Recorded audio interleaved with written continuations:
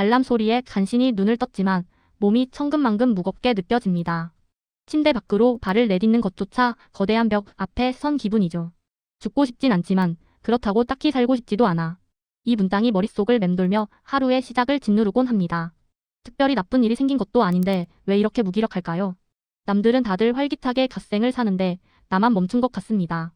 스마트폰 속 세상은 화려하지만 내 방 안은 공허함만 가득하죠. 당신이 나약해서도 의지가 부족해서 그런 것도 아닙니다. 지금 당신의 마음에는 잠시 씻어내야 할 얼룩이 묻었을 뿐이죠.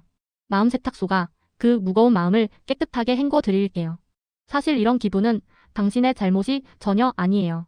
당신의 뇌가 지금 생존 모드로 전환된 상태이기 때문이죠. 무언가 즐거움을 느낄 때 나오는 도파민이 바닥난 거예요. 기름이 떨어진 자동차가 억지로 달릴 수 없는 것과 같아요. 의욕이 없는 건 당신이 나태해서가 아니라 보호받는 중이죠.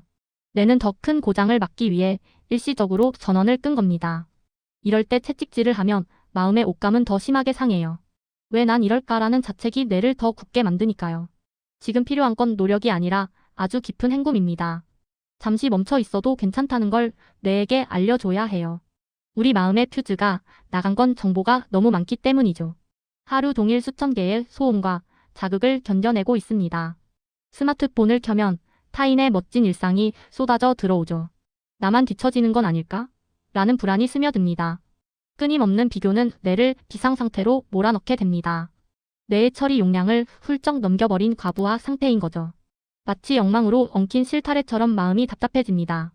어떤 걸 먼저 풀어야 할지 엄두조차 나지 않을 거예요.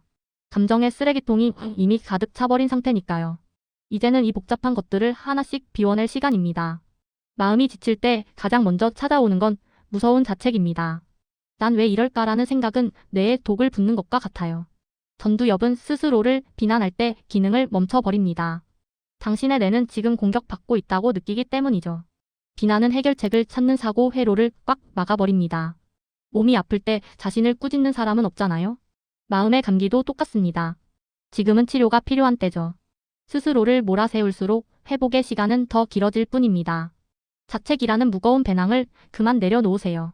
괜찮아, 그럴 수 있어 라는 말이 가장 큰 약입니다. 마음을 돌보는 건 밀린 빨래를 세탁하는 과정과 같아요. 찌든 때가 묻었다고 옷감을 억지로 잡아당기지 마세요. 그렇게 하면 마음의 결이 상해 회복이 더 힘들어집니다. 우선은 따뜻한 물에 불려 때를 녹여낼 시간이 필요해요. 거창한 갓생이라는 독한 세제는 잠시 넣어두세요. 부드러운 거품이 마음의 상처를 감싸 안게 두는 겁니다. 세탁기가 돌아가는 동안 당신은 그저 기다려도 됩니다. 아무것도 하지 않는 게 아니라 정화되는 중이니까요. 헹굼이 끝나면 무거운 물기는 털어내면 그만입니다. 이제 당신의 마음도 햇볕 아래 말릴 준비가 되었습니다. 이제 무거운 몸을 아주 조금씩만 움직여 볼까요? 거창한 계획은 오히려 뇌를 겁먹게 만들 뿐입니다.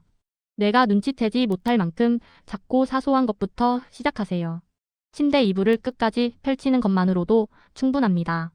이 작은 행동이 뇌에 안전하다는 신호를 보냅니다. 내가 상황을 통제하고 있어라는 감각을 깨우는 거죠. 기지개를 켜며 굳어있던 근육의 감각을 느껴보세요. 발바닥이 바닥에 닿는 차가운 촉감에 집중해 봅니다. 1cm의 움직임이 모여 무력감의 벽을 허뭅니다. 당신은 지금 다시 살아갈 준비를 마친 상태입니다. 이제 한 걸음 물러나서 당신의 감정을 바라보세요. 나는 우울해 대신 우울함이 찾아왔구나라고 말이죠. 당신은 그 감정 자체가 아니라 감정이 머무는 집입니다. 구름이 지나간다고 해서 하늘이 변하는 건 아니니까요. 지친 생각들을 투명한 유리병에 담는 상상을 해봅니다. 이름표를 붙여주면 막연했던 공포는 힘을 잃게 됩니다. 감정과 나 사이에 적당한 거리를 두는 연습이 필요해요. 거리가 생기면 비로소 뇌는 이성적인 판단을 시작합니다. 당신의 가치는 감정의 날씨에 따라 변하지 않습니다. 폭풍이 지나가길 기다리는 법을 배우는 중일 뿐이죠. 이제 가장 쉽고 강력한 천연 치료제를 만나러 갈 시간입니다. 바로 당신의 뇌를 다시 깨워줄 햇볕이라는 약이죠. 빛이 눈을 통해 들어오면 뇌는 세로토닌을 만들기 시작합니다. 세로토닌은 우리 마음의 평온을 유지해주는 호르몬이에요. 거창한 산책이 아니어도 괜찮습니다. 잠깐면 충분해요. 하루 딱 5분, 피부에 닿는 햇살의 온기에만 집중해 보세요. 광합성 중이야 라고 가볍게 생각해도 좋습니다. 뇌의 행복 스위치가 딸깍하고 켜지는 순간을 느껴보세요. 빛은 당신의 무기력이라는 얼룩을 말리는 건조기입니다. 이 따뜻함이 당신의 내면까지 깊숙이 스며들 거예요. 꼭 기억하세요. 당신은 절대로 고장난 것이 아닙니다. 그저 지금은 마음의 엔진이 가열되어 냉각이 필요할 뿐이죠. 잠시 멈춰 있다고 해서 당신의 가치가 사라지지는 않아요. 도화지가 잠시 비어 있다고 해서 그림을 못 그리는 게 아니든 말이죠. 세상의 속도에 맞추지 못한다고 자책할 필요도 없습니다. 당신에게는 당신만의 계절과 속도가 분명히 있으니까요.